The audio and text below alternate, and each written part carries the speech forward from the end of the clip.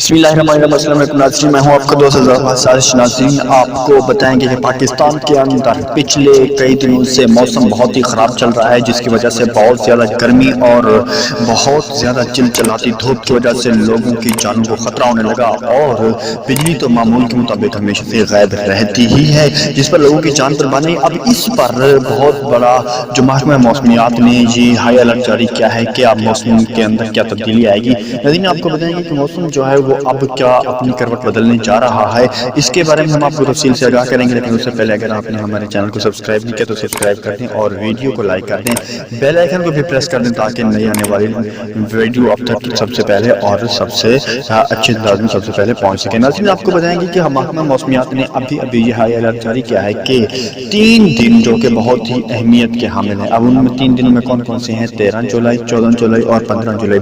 یہ والے جو 3 دن ہوں گے بہت اہمیت کے حامل ہیں۔ اب ان موسموں کے اندر، ان دن کے اندر کلاؤڈ سٹارم جو ہے وہ بہت ہی حد تک آگے بڑھے گا اور آندھی بھی آ سکتی ہے۔ اگر کسی کی فصلیں ایسی ہیں جو گرنے والی ہیں تو ان کو چاہیے کہ اپنی فصلوں کو پر وقت وہ اپنے فصلوں کو ٹھکانے لگا لیں۔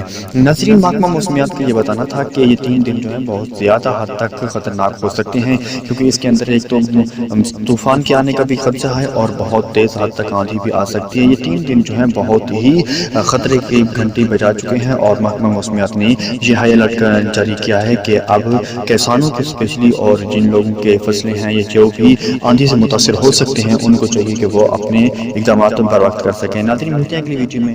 اللہ نگہبان۔